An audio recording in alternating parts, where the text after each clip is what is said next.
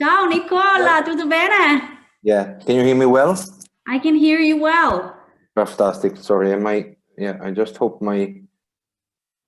Okay, perfect. Yeah, I hope my connection will last until the end. Ciao. Vediamo, we see. Vediamo. So we are a little early, so I think there's a few other people who should be joining us. Ciao Manuel Purgi. Oh, Manuel. Yes, Ciao, Manuel. we have some friends from Lange, some friends from Norway. Fantastic. So I'm Wow, sitting here. I'm so great. Wow, look this hair. Wow, I'm wild as a as a wild boar. Okay, but it's the lockdown hair.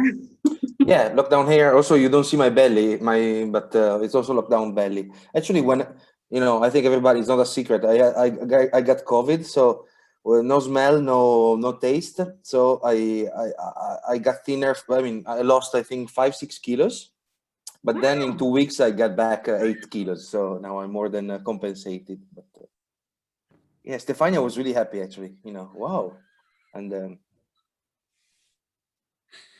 Oh, Madonna. No, so no, I'm sitting here with your Barbera and your Langneviolo. Okay, if they are good, they are mine. Otherwise, it's my dad's. Your dad's. Yeah, it's the other partners. Is not me. Okay. Don't be mean to your dad. Yeah, but it's always like a sort of with me and my dad is really always a struggle. My dad is really like a sort of a old, not old stubborn, old Piemontese stubborn. No, even Yeah. and like every stubborn, he looks like to other people as the angel, the most kind guy, general, nice person. With me, he's a really, I don't say a double hole. Really, he always complains about everything. Then we struggle, we argue every day. But maybe this is part of our, in Italian we say the cat and the fox. No, sorry, the cat and the dog. Cat and fox get along. Instead, cat and dog always struggle, and so it's like fight like cats and dogs is the same in English. Okay, perfect. È uguale. Oh well. But so it looks like most people have that are signed up have joined us. And it's past 7, and I'm Norwegian, so I like to be on schedule. So why don't you? So a lot of people here know who you are and like your wines, but for the people who don't, why don't you tell us who you are? I'm Nick. I come from Lamora. I don't have been drinking for now 2 weeks, so I'm, no, it's like the meeting of former alcoholic. No. It's okay. I'm Nicola Oberto. I come from Lamora. I run a winery called Trediberri, and I'm 35 years old. I weigh 100 kilos, and I'm I'm 1 meter 8, 1 meter 80. No, but I'm the owner of Trediberri. Trediberri is a winery that I started together with my dad and another partner called Vladimiro in 2007. It's called Trediberri because we are 3 people. So tre in Italiano.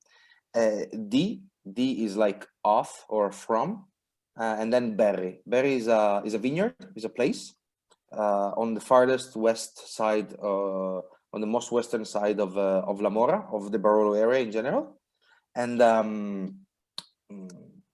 so Trediberri means 3 of berry, 3 from berry, because in 2007 we bought 5 hectares almost of soil there, and we planted the Nebbiolo grapes with different clones, different rootstocks. If you want, then we could talk about this. It's really quite interesting.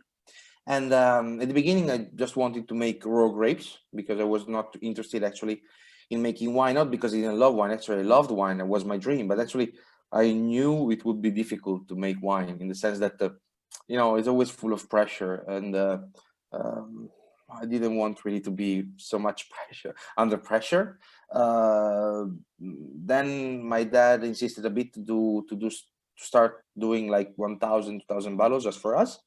And then things went better and better. So we decided to build a new winery in 2014, and then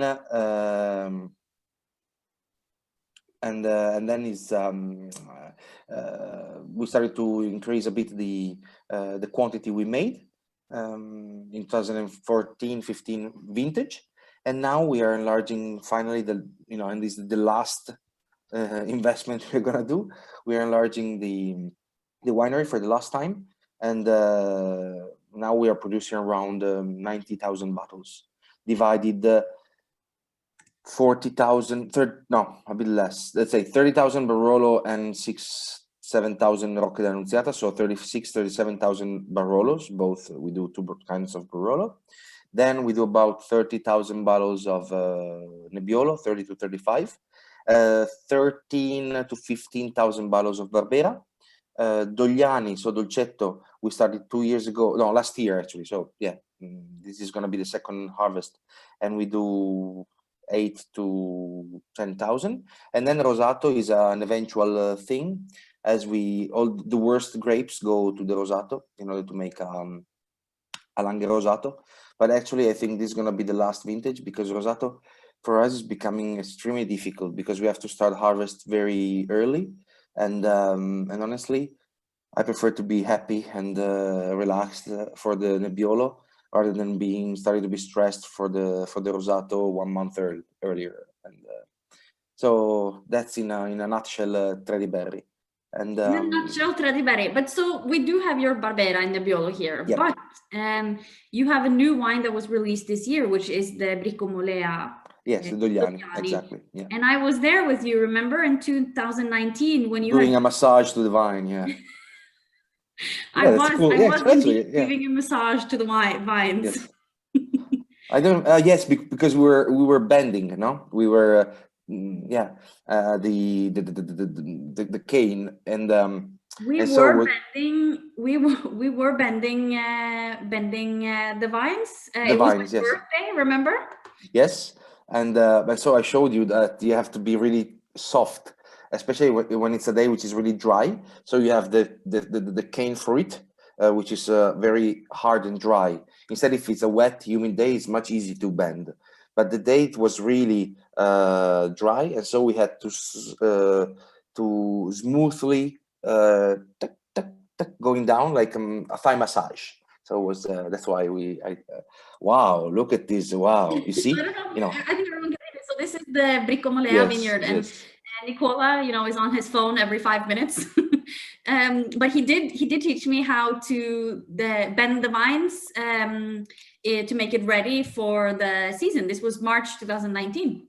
Yeah, and so you see on the right, these are young vines. They are planted in early 2000.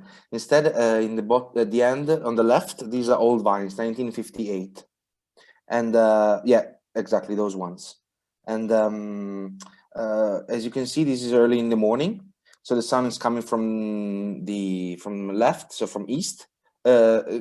Yeah, I mean, yes, I mean in the sense that this one is now is looking southwest.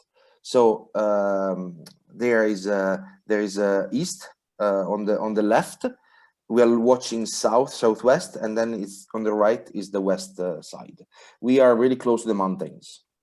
Yeah, so I couldn't find all my pictures, but I had this one of you showing me your new vineyard in Bricomolea, it's called, right? Bricomolea, yes, it's a crew. It's a MGA, officially recognized by Dogliani rules, like Brunate, like Rocca d'Annunziata, like Lazzarito, and it's in the farthest south area of Langhe, really close to a city called Mondovì. And I really like Dolcetto, and I was waiting for a vineyard facing south, possibly old vines. And then when this friend of my dad, also mine, but called Massimo Martinelli, offered us to run that, to cultivate that that vineyard, then I said yes. Even though it's really far from La Mora, it's about 40 minutes to get there. So we don't earn a lot, but it's quite cool, you know, because I always been thinking to do a dolcetto in Trediberri style, so really fruity, really, you know, bit in Italian we say ignorant, so not really educated, you know, meaning that it's quite wild. And last year I loved particularly. This year is because we were a bit late with the building of the winery, so we harvested 2-3 days later than what I wanted. No, a bit more, yeah, 4 days later. So we got a bit higher in alcohol, and I think it doesn't have the brightness of last year so far. We still now is malolactic of dolcetto is finished. We still have to see the brightness, let's say. We have to stabilize to stay in cold, so we have to go towards 0 of temperature in order to have the tartaric stabilization, and then we are going to see the finished wine. But let's say last year was really a bright wine. I loved it, and it was 12.8 of alcohol. Oh, sorry, please. If you can see this picture, so this is for my visit in October last year when we came during the fermentation, and Yep. you in the board back here you have all these measurements and stuff. But so what are you doing in this picture? Here we're just measuring the density, the thickness of the juice. Now every country has its own way, even every region in Italy. I mean, in Piemonte we have this tradition of having it's called babbo, which is a measure of sugar. Basically, is one babbo is around 100, a bit less than 100 grams of sugar. Then there are other countries, like in France, they talked about density. For us, it's about babbo. And thanks to babbo, it's just a way to see how the wine is going down.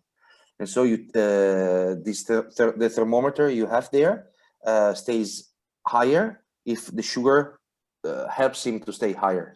And while instead the sugar is proceeded and is lower, then it goes down, down, down. And when it touches the bottom, it means that the wine is almost dry.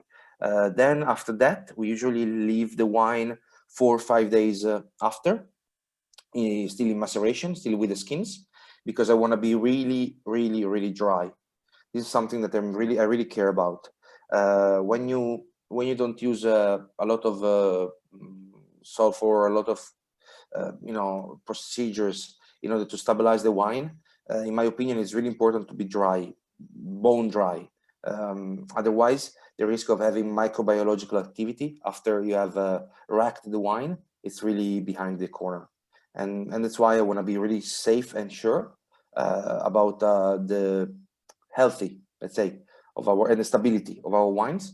And that's why I prefer to have very dry wines and with low pH, so with higher acidity. I always learn something new with you. So, and you told me all of this last year, but I get a lot of information in one time. So, but so we were talking about your Dolcetto vineyard, and we have some questions because you have older vines for the Dolcetto in Dogliani, and what does that sort of give to the wine? What is actually it's quite difficult for me to answer, in the sense that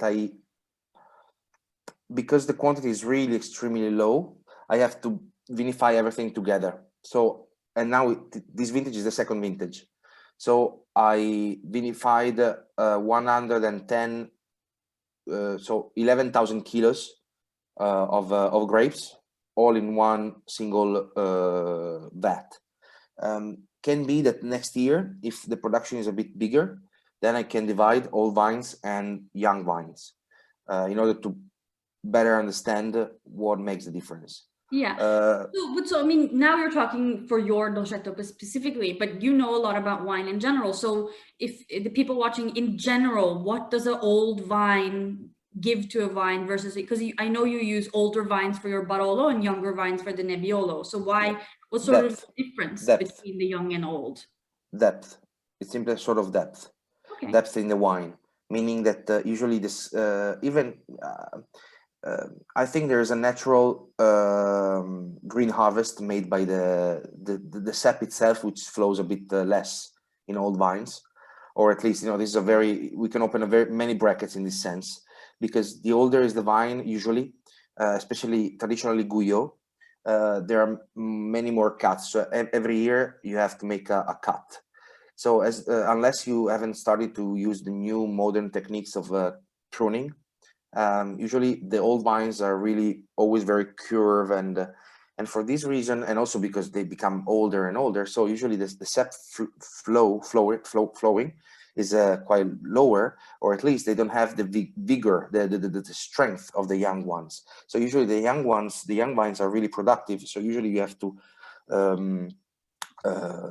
to mechanically do a green harvest to sort on the vines the grapes, because there are too many. Maybe for every shoot you have 2-3 bunches, when instead usually in the old vines, at least what happened to us is that the old vines never can bear 2 bunches in the same shoot.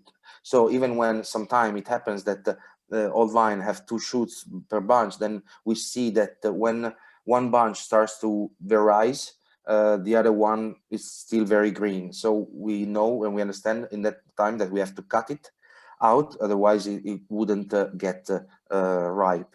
So the old vines, I think you produce fewer bunches, but because of these, and it's not something that you force the vine to do. It's something that happens naturally, in the sense that is the age and is the sap of the vine, that the channel that makes this happen, and therefore you don't force the vine to produce less, and that's why at the end is a win-win situation, because you have lower production but in a perfect ripeness. It's not a ripeness that you forced. Then of course there are many styles now trying to force the ripeness in different ways, trimming a lot, fertilizing a lot, making a huge green harvest. But I think nobody can argue about the fact that a natural low production makes a balance and an equilibrium that forcing, any kind of forcing wouldn't allow. Okay, so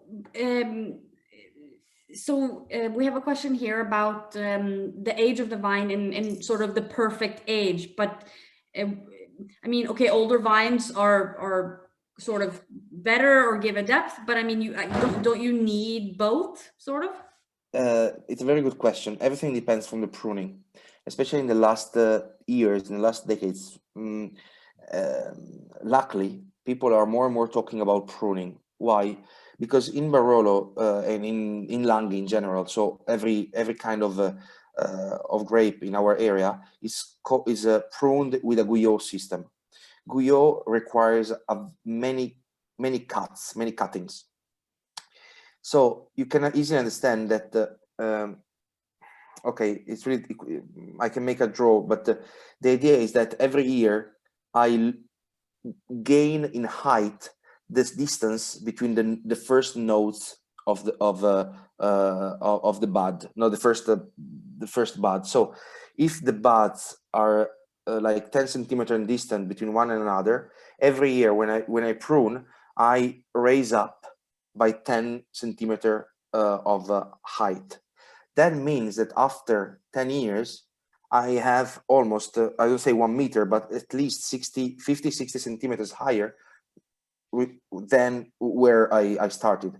Meaning that after 10 years, I have to do a big cut in order to go down again, and using as a cane another shoot that I left some years before. This means that this big cut after 10 years, anytime I make a big cut, I have a bigger necrosis of the channels of the sap. So the Guyot, because it requires a lot of cuttings, has the risk after many years to have a big cut, and therefore creating a big necrosis of the vine. So anytime I have a big curve in the vine, in the rootstock, and then the problem is that the sap flows badly. So the new system and the best old vines are the vines that are really free to, where the sap is free to flow. And the sap free to flow basically is quite intuitive, needs fewer curves as possible, because the channel should be as straight as possible. So the ways are two. One is called, the old one would be having a very long vine, because the vine has a tendency to be very long. When we use guyot, we reduce the space of developing of the vine, but the vine naturally is an apical plant, so it wants to go farther and farther and farther. When I do guyot, I try to decrease its space. So that's why when you have old vines, and these old vines are really long, like 1 meter, 2 meters, 3 meters length, that are the best vines, because there's always usually a channel of sap that can flow freely. Now, in the last vintages, in the last decades, there's a system that has been rediscovered again. It's called Guyot Poussard. In Italy, there's a guy called Simonetta and Cirque, two guys, Simonetta and Cirque, who started to develop again, and it's very interesting. And its approach is exactly to try to leave the channels of the sap as free as possible, in order to have not 10 centimeters of height every year, but every year I have only some centimeters right and left. So it's quite complicated. If you want, then I can give all the material to anyone who asks me, or we can do another live anytime you want, just talking about this, because I think that, okay, I know it's quite a geeky and advanced material, but if you really want to understand about vineyards, you always have to talk about pruning. Pruning is the most difficult, by far, the most difficult action you can take while doing wine, everything, also maceration. Pruning is much more difficult, because anytime you do a cut, then you are deciding not only for this vintage, but also for next and next. So for 3 years, you are deciding how the life of that wine will be. And therefore, you need to be really clever, smart, intelligent, and your mind must be really open in order to understand all the scenarios for the next vintages, in order which spur you have to leave, and which cane you have to leave, and how many buds you have to leave. So I think we all learned more about pruning than we ever thought we would. Oh, sorry. No, it's amazing. It's I mean, we sit here and we drink your wine and we think, oh, it tastes good, but I think we forget all the work all year round that you do, and you have to think, and you have to be clever. And I think that's a big risk, actually. Sometimes I think today sometimes we talk a lot about we describe a lot the wine, sometimes forgetting the essentials of wine, which is pruning, for example. And pruning is essential if you want to go on with a sustainable winemaking, a sustainable project, a sustainable, also economically sustainable. You know, sometimes you have these big rootstocks, really big, with a cane which is really small, you know, making all the other shoots to create the bunches. But then these bunches will never be really ripe. Why? Because the cane is so small. And why the cane is small? Because there's not enough sap to feed everything.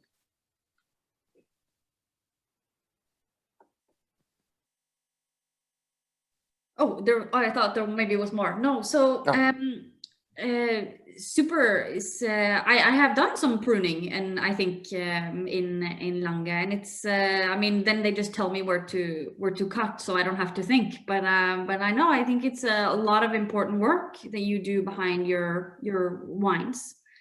You're a farmer. That's it. Yeah. And also, for example, my dad still doesn't want me to prune the old vines in Rocche. He doesn't trust me still, so yet. So, you know, I will never be able, according to him. So for sure. But, okay. But I think that's dads all over the world, and especially dads in Lange. I don't think Silvia has it easier with Elio. So I mean, it's the same wherever. I think so. Yeah, I think so. But so time is flying by. So we do have, I think some of the people watching have bought the Barbera and the Nebbiolo to taste along with us. Thank you. And so maybe we can, I know you don't necessarily have to tell us what it smells like, but tell us a little bit about your... No, for sure. It must smell of something red. This is the secret, guys. If it's a red wine, it should smell. If you say something red, can be cherry, can be raspberry, you never get it wrong. Because instead, if you have a white wine, you say something white, you never get it wrong. So you say banana, pineapple, chamomile, you know, everything, Nicola lemon. just told everyone how to cheat your way in a tasting with professionals. Just But this is really a short viewing cheating, because then otherwise it becomes really boring. So because, you know, when I've told you that it's I can tell you that it smells like you know, Barbera is quite cherry, no, and usually Nebbiolo is quite strawberryish. Yeah. But then I have to tell you why. Otherwise, it's quite useless and boring, I think. So now these two wines you can find in Norway, in Piemonte. Thank you, Norway, for buying also in a vintage like this. So I would like to thank also we have people from all over the world joining us. So perfect. We have I am a Piemontegirl is global. But you can get your wines in Norway.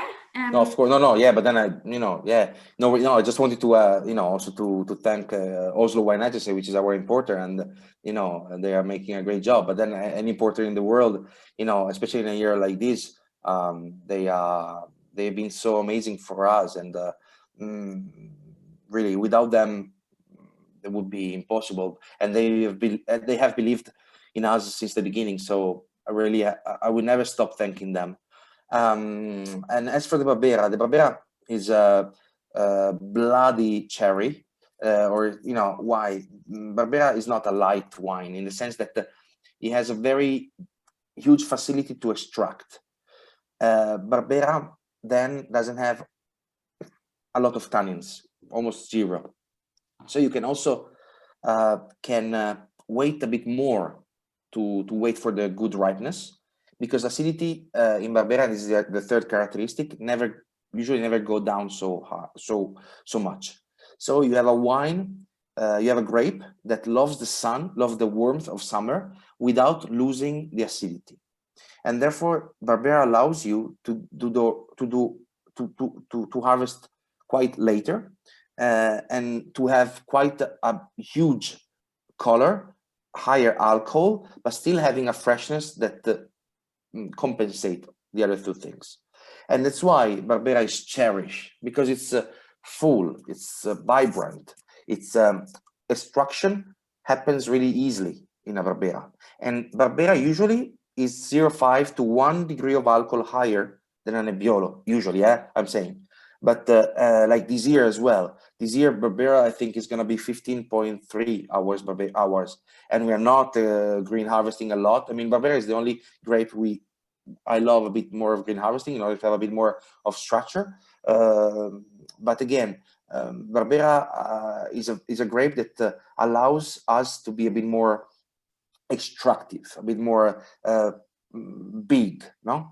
And the idea of our Barbera is this: concrete fermented. Sometimes we have to use stainless steel when concrete is full. It comes from Torriglione, so really, you know, from a vineyard which is right outside our winery in La Mora, and then the other part comes from Roero, from Monticello in particular. Then we have a sort of a 10-12 days of maceration. When, as I told you before, when we have 0 on the bubble, so on the thermometer of intensity, we wait 2-3 days, and then we rack. When the wine is racked, we wait for malolactic. As soon as it comes, the better, honestly, for me. I would like to have more time to relax. So if malolactic happens earlier, I'm happy. Then after malolactic, it goes outdoor. Or now, finally, we bought this year some new condition vat where temperature can go to around 0 degrees.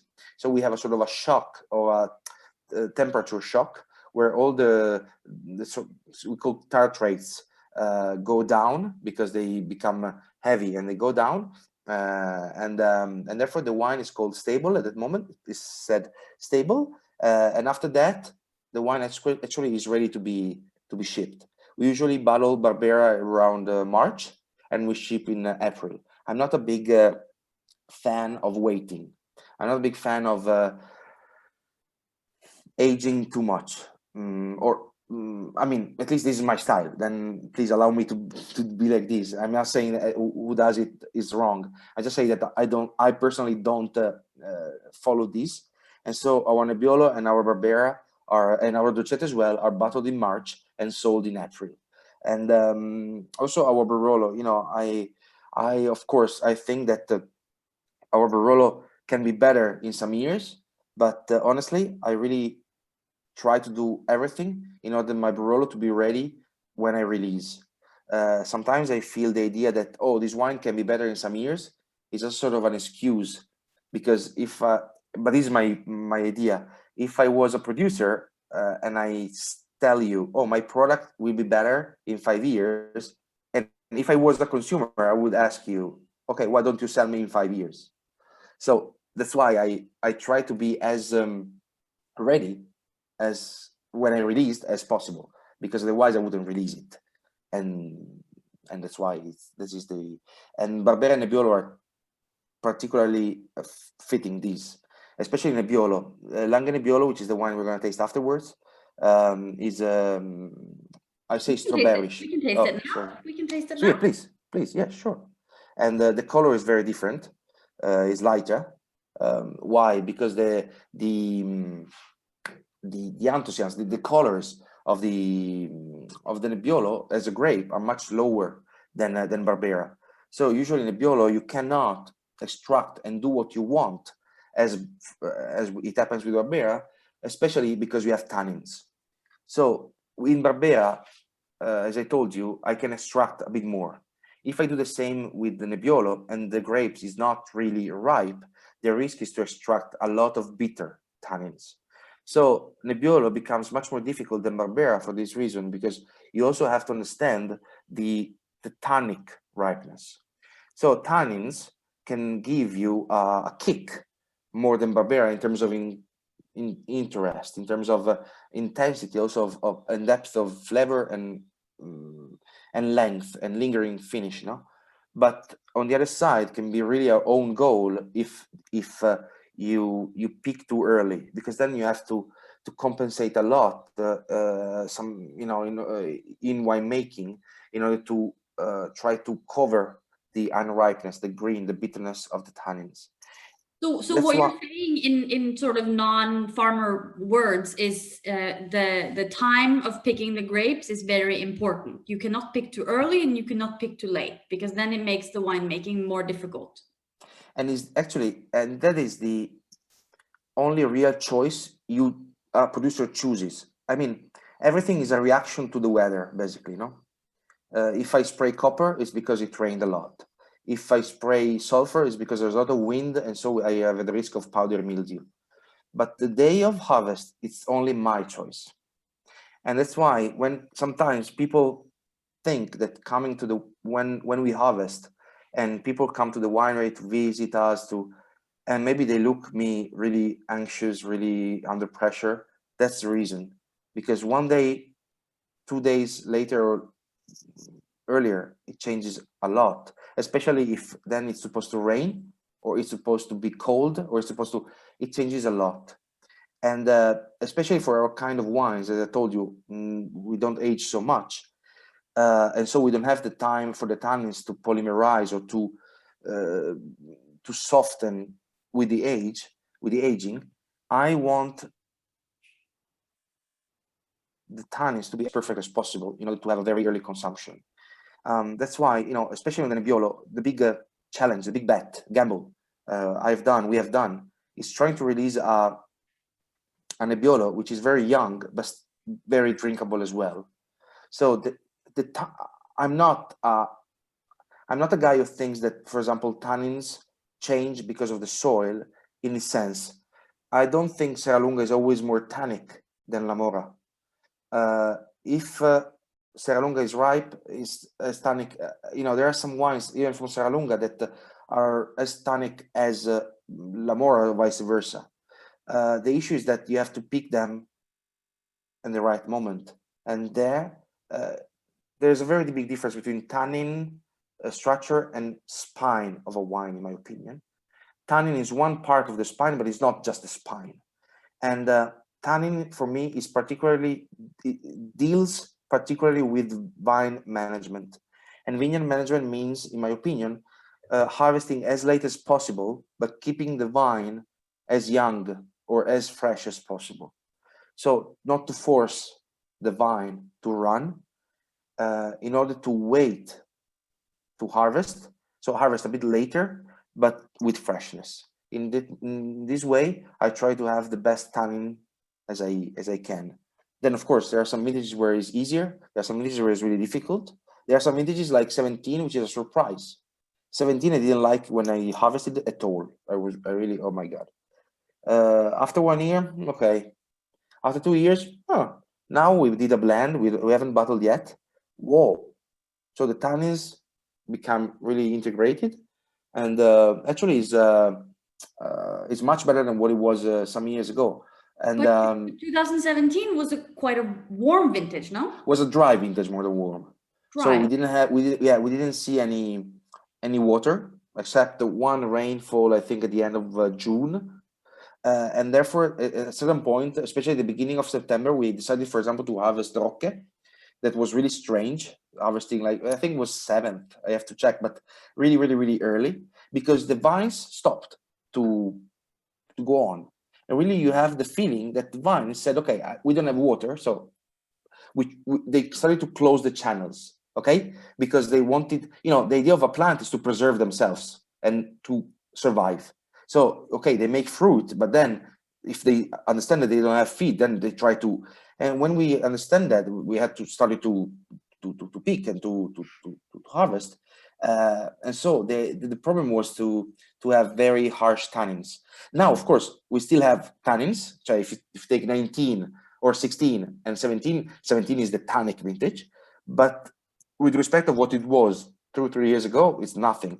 So you see, you have different ways to deal with tannins. You can wait, or as in the barrel, or as we try to do, we can wait on the vines in order to harvest a bit later, and trying to have a smooth and sweet tannins from the beginning, and not extract too much.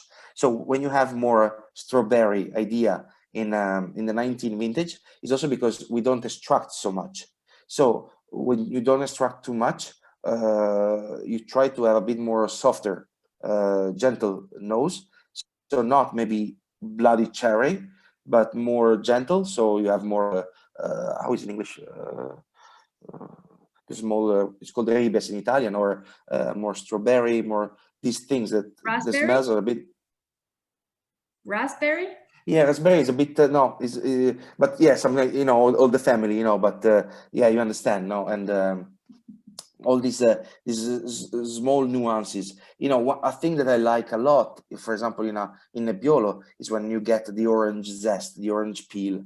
And it's something that it happens especially when the maceration goes a bit longer. It happens to us, to the Barolo, usually, because after, with a longer maceration, then you can start having already a secondary aromas that increase the depth of the smell of the perfume after the primary aromas that are basically fruity, no? And so when you have the orange peel, it's really fantastic to me. And sometimes you can get some vintages you cannot, but then it's part of the game. 19, you're tasting 19 vintage. Yes. So we actually have a question about someone wants to hear about the sort of the growing season of 2019 and 2020. So maybe you can take us through sort of maybe the main differences, or if there was anything. 19 and 20 are fantastic vintages. For me, as from an agricultural point of view, I've loved 19 better than 20, for a simple reason, because in 19 weather was really forgiving. Weather was amazing. We sprayed 3.2 kilos of copper throughout the whole year, which is really a low, for us was really it's been a very low quantity. And this shows you that we didn't have any pressure of rainfalls. So the rainfall in absolute value was good, but then was really well distributed throughout the year. And this is really important. Also, the end was really good, was really dry, September, and therefore the harvest was perfect. If I have to say one thing, 19 was perfectly shaped bunches. This is what I remember for good. In 19, I couldn't find a bunch so perfect in any other vintages. 20 for me was a bit more difficult. 20 was the year of downy mildew. Oh, we made a video, we made a picture with you, Oda. You remember when we talked about that? I have this picture. You talk and I will find it. Yeah, and at the beginning was really frightening to me. This year, for example, we stopped to be certified organic because at the beginning of the year, especially May, there was so much rain that then I thought I couldn't stay below 4 kilos of copper as we are required to be organic on average. Then it's a long, if you want, we can talk later about this, but it's a very tricky and difficult argument and issue to talk, but it's been very interesting. So at the beginning of the vintage, we are really full of downy mildew, and therefore we have to spray much more copper. We sprayed once in berry hand, so by hand, so without the tractor, and that was really difficult. And when you are after that, the vintage was amazing, was perfect. But the spring, okay, this is, for example, this is a downy mildew, and this is downy mildew of the first row you see on the right. Why? Because while we are building the new winery, we put some timber poles there, so we couldn't pass with a tractor to spray, and we forgot to spray by hand. And this is the result of not spraying for missing 3 treatments in May. This is the result of what you have. And therefore, you can easily understand that if it happens, at least to us, I mean, we are not able to succeed in preventing downy mildew with lower than 4 kilos on average every year. There are some vintages like 2020 where we had to spray around 5.8 kilos of copper, and actually we had, and that's why I cannot avoid to spray, because then if I avoid to spray, then I don't eat. I don't have money to eat. And sometimes it's really pragmatic. I mean, I can tell you a lot of storytelling and you can believe it. But if we have to be honest and pragmatic, first of all, I have to produce grapes. And sometimes the regulations and the regulators don't understand that by assuming that every region in the world is agronomically equal. So, for example, decreasing copper everywhere in the EU for being organic, then doesn't allow you in Lange to have the good weapon against downy mildew, because our soil is silt and clay, about 70% the sum of them. So you can understand that every time it rains, it becomes a lot of mud. Mud has 2 consequences. One is humidity, is wet. And second, that you cannot enter very easily with a tractor when it's wet. So you have to wait some days. Therefore, you need at least to have some protection in this moment. And if you cannot spray copper, which is basically one of the only, it's not natural, of course, it's copper is not natural, it's a heavy metal and is bad, but is the most natural way to prevent, to stop, you don't prevent, you stop. So copper is a naturally occurring element. It's always been used, like sulfur with the powder mildew, which is the other disease. And what happened to us when the organic regulators said decreasing from 6 kilos a year to 4 kilos a year of copper, it's like going to Tuscany around the coast, or to Puglia, or to Sicily, where it's surrounded by the sea, and the powdery mildew comes with the air of the wind of the sea, and say, okay, you can't spray any more sulfur. There will be a riot. So it depends, any region you are, the amount of copper you need. But that's why we decided to stop the certification, because I didn't agree anymore on the protocol, because this protocol didn't allow me to be psychologically relaxed. With 6 kilos a year, I could be relaxed and I could manage it.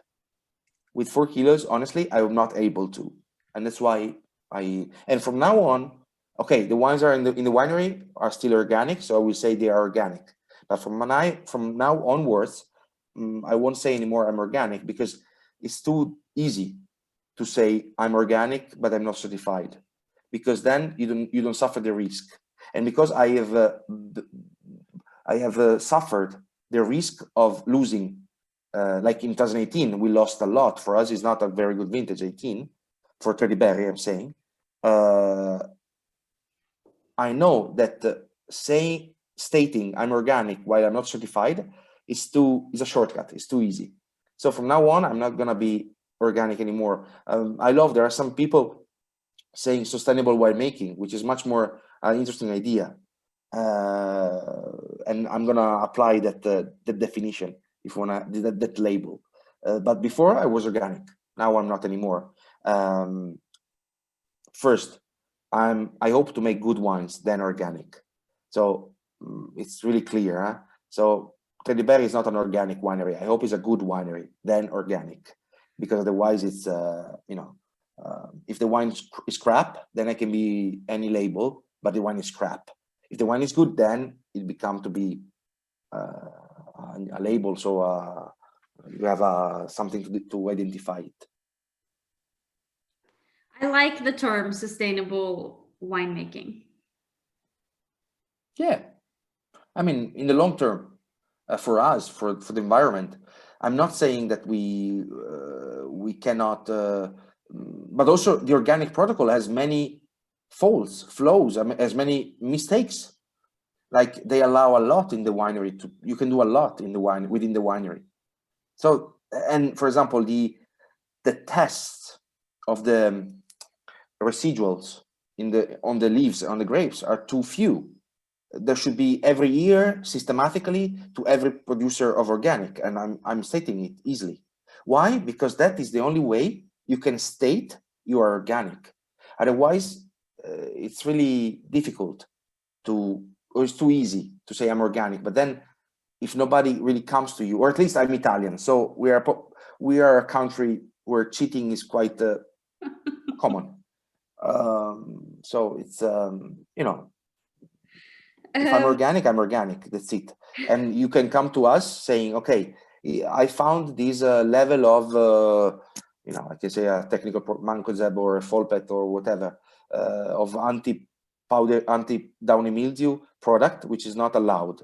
Okay, that cannot be. But every year, otherwise it's too easy, no? And then we can explain that our region, okay, berry, for example, in berry we are alone, so it was much easier to be organic without any residual. But of course, if our parcel, if our vineyard is among the others, like in Rocca dell'Annunziata, of course, sometimes on the leaves we have some residuals, so we have to leave some space. And even if we leave some space, sometimes you find some residuals also in your wine. But then there's a limit. There's also a forgiveness. So the limit is 0.01 milligrams of different products, and we could stay below that. But when the regulator tells me that I cannot use copper, which is the only weapon I have against downy mildew, in a region where downy mildew is the real fear factor, well, bloody hell, go. I don't agree anymore. So we have questions that are sort of on the topic, because something that comes up very often is the amount of sulfur in a wine. Yep. And I if know you're organic, yeah. Sulfur occurs naturally on the grapes, yep. But you also add some sulfur, yep, in addition, right after. Yep. Sulfur is if you're organic, you have to stay, for example, for red wines, to below 100 milligrams of sulfur dioxide total. There's a big difference between total and free sulfur. In order to make something easy to understand, when you have a bottle, the free sulfur is what you have between the wine and the cork, so it's gas. Yeah. The total sulfur is what you have liquid in the wine. Actually, what you really count in order to prevent the wine from oxidation is the free one. The problem is that anytime you add sulfur, in order to become gas, you need to destroy, to fulfill all the oxygen holes you have in the liquid. So the more oxygen you have in the wine, the more sulfur you have to add, that will transform into total sulfur in order to have more gas-free sulfur. Okay. Was it clear? Sort of, yes. No, yeah, I mean, this makes a huge difference because all the calculations, for example, for organic, are made on total sulfur. So the issue is also this: our easy way to be lower in sulfur is, first of all, not to give too much oxygen while aging to the wine, or at least when you move the wine, for example, being very protective, so using argon or some gas that fulfill the oxygen or avoid the oxygen to oxidate the wine. Or second is to have a very low pH, because low pH makes the sulfur effect more efficient, more effective. For these two reasons, you can easily understand that Barolo has a much higher level of total sulfur. Why? Because every time you move the wine, you rack, usually once a year, then you add some sulfur because the wine aged and gets some oxidation. Instead, young wines have lower sulfur level because they don't need to age and they don't have the oxidation made by aging. But what I'm saying, what I mean is that what really counts is the free sulfite. So, for example, in Trediberri, when we calculate the total sulfite, we're usually around, like for example, for Barolo, we're around 60-70. For Nebbiolo, we are around 40 to 45. But then we try to have a constant level of free sulfite, so the gas, around 30 at bottling. So when you bottle, then you put some air, of course, anything you do, however, there is some oxygen coming to the wine. So the level of free sulfite goes down because the oxygen eats that level of sulfite. So at the end, in the bottle, you're going to have about 25 milligrams of free sulfite.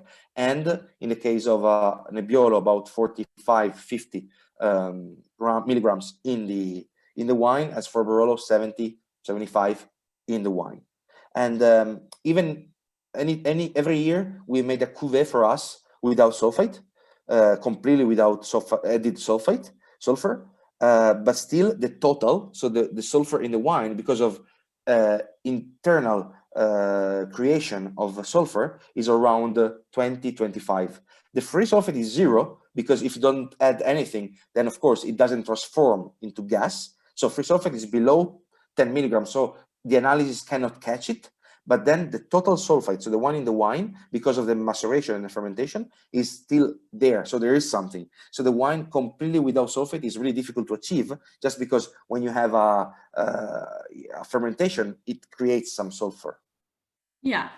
No, I just know that sulfur is a very discussed topic because some people think it gives you a headache, and some people say too much sulfur, too little sulfur. But I always say that sulfur naturally occurs on the grape, so you should expect some sulfur in your wine. But any extreme gives you headache. Also, if you drink a wine with Brettanomyces, gives you headache. Also, if you drink vinegar with volatile, gives you headache. So, but now we are in a moment where if you have a Brettanomyces Brett wine, that's cool. If you have too much sulfite, that's not cool. I think in the middle, everything is all right. Instead, now we, everything in life is a balance, but yeah. So we do a lot of people watching do know this area, but we haven't talked really about, because you are in Langhe, in Barolo, in La Mora. So what kind of terroir do you have in where you're very lucky in the area where you are, but so what kind of characteristics is in the soil? Yeah, our soil is loamy silt. So what makes Langhe region soil so great is the silt. Basically everywhere you have about between 40 and 50 of silt. Then you have around 20 to 30 of clay, and the rest is sand. Where then this is the texture, so the composition of the soil. Then you have different ages and different calcium carbonate levels. So the map you have behind your head, if you just move your head a bit on your right, bravissima, then you see the colors there. There are almost 4 different colors. Exactly. Oddio. And so you have the yellow one, which is the formazione di Lecchio. I don't know if they can see if you, No, they can. Just a big back. Okay, perfect. No, it was okay. It was okay. Perfect. Like this. So the yellow is the formazione di Lecchio. Then you have the dark brown, which is the Arenari di Diano. Then you have the orange one, which is Tortonian, Marne di Sant'Agata. And then you have the green one, which is the Formazione di Cassano Spinola. These are geologically the 4 different types we have in Barolo. And our one, I'm from La Mora, so I'm from the left side. Okay, I'm from the west side of that map. And so I have vineyards in Rocca dell'Annunziata, which is a typical Marne di Sant'Agata, so the orange one. And then I have also in Berri, which is green, so Formazione di Cassano Spinola and Conglomerati di La Mora. So I don't have the soil map, but I do have the perfect. Yes. So Berri, you can see, is that the hook you have on the western, so on the left, farthest left side, there's a hook. Exactly. This is Berri. Okay. And here the geological type is Conglomerati di La Mora and or Formazione di Cassano Spinola. So it's a soil which is not as thick as you have on the eastern slope of La Mora, which is where is Rocca dell'Annunziata. So you go violet, you know where is Rocca, exactly Toriglione, a bit above. Okay, there. This is Rocca dell'Annunziata, and there the soil is a typical Marne di Sant'Agata from a Tortonian soil, so from 9 million, 8 million years ago, and there the soil is very thick. While instead in Berri the soil is much more disgregated, and the soil is much younger there. So the difference is basically is this, but then of course the level is completely different. It's not by chance that in Rocca dell'Annunziata they've been making wine since ever, basically. In Berri not, and that's different kind of ideas. Even if Berri, for me, it's it's a gift. Of course, it's a privilege, but I cannot say Berri is a great vineyard because it's not. We try to do our best, but great vineyard is others are Rocche, are Monprivato, Rocche Annunziata Castiglione, Monprivato, Vignarionda, Brunate, Monvigliero, whatever. But Berri is not. What we're doing is that we couldn't afford to buy one of these Grand Crus. So what we could afford is Berri, and from Berri we try to achieve our best in a very humble way. Of course, we cannot assume that if you put our wine and drink our wine with a Villero by anyone, by Brovia, just because I tasted 2 days ago and no, it was amazing. But you know, it's our berry cannot be on the same level. But why? Because it's the soil is not as good as it's not meant to be as great as Villero is, for example. No, but I think you make very good wines from Berri, but you do have one very good plot, and it's Rocca dell'Annunziata. Yes, that one. Then we can play, and we can try to make a very good wine from a very easy vineyard to vinify. But I have to tell you the truth that making vine growing Rocca is much more difficult than vine growing Berri for me, because it's lower in altitude. So usually keeping freshness and acidity in Rocca is quite difficult. And also in Rocca you have a big abundance, no? The Marne di Sant'Agata fossili, so the silt you have in Rocca retains a lot of water, and therefore you can create a lot of bunches. And trying to calm down the vines in Rocca is much more difficult than in Berri, And therefore, especially the first vintages, for me was much more difficult to vinify Rocche than Berry. Now, especially with 19, 17 is going to be really good. 16 was, I liked it. 15 was good, but could be better. 14 was, I loved. Then before I could do much better. But 19 will be extremely amazing, I think. And so wait for 18 there's not going to be. In 18, we're not going to produce Rocche d'Annunziata because we're going to blend Rocche and Berry together, because the quality of the grapes for Trediberri was not good enough in order to make Rocche and Berry. So no Rocche in 2018? No Rocche, very small amount of wine, because 75 hectoliters was bretted, was fermented with Brettanomyces, and so we had to get rid of that. It happens when you use natural yeast, and at the time we didn't have that temperature control.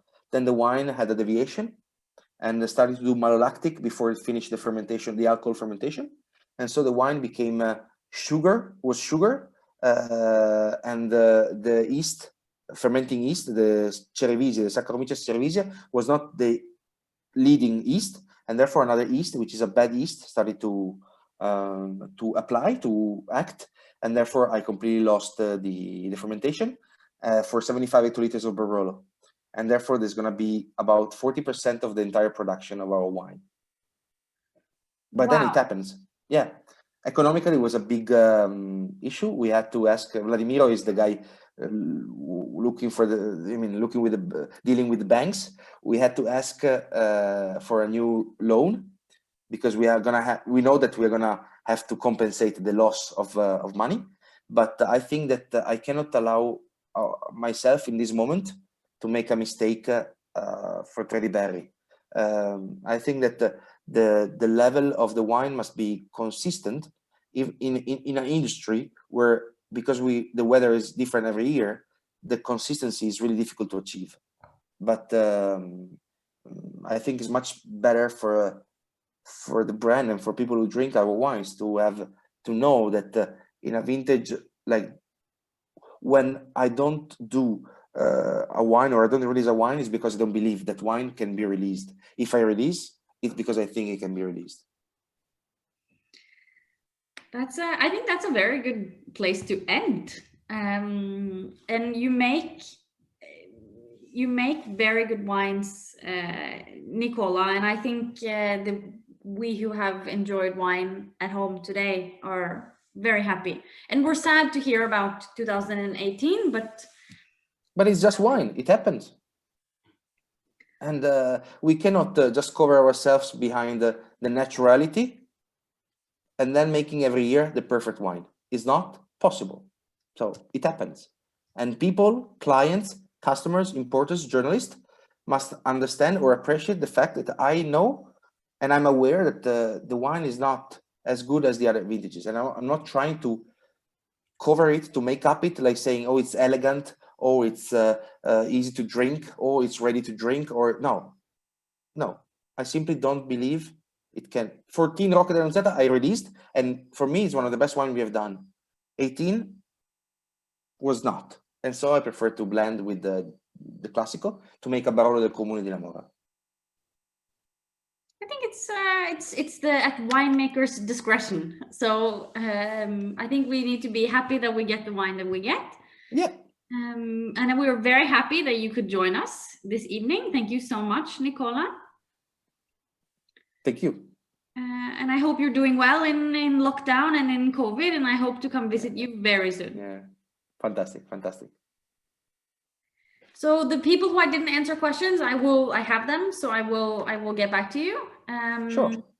And if you have more questions, just ask either one of us. Yeah, I don't reply so often the email. So pass through Hoda, then maybe in 3 months. I will exactly in 5 months I will answer, or yes, but okay. Yeah. Hoda knows me, and she knows that I reply every 3 months, but it's okay. So he doesn't answer any messages, and he never has gas in the car. So it's c'est la vie. Yeah, there's Manuel Burgi already says that you didn't ask his question. Okay, so Manuel can be it's gonna be his revenge, okay? Okay. And Manuel is okay. Sorry, Manuel. Next time. I have the question, Manuel. Tell me. And then we stop. Just do the question and then we stop. No, dai, I will. I'm joking. No, I wouldn't answer actually. Just do the question and we close like this. The end with the question of Manuel, you know, but no, I'm joking. I think we're gonna leave everybody hanging. But so thank you for joining. Thank you, Ciao. Nicola. Ciao. Alla prossima. Alla prossima. Ciao. Ciao.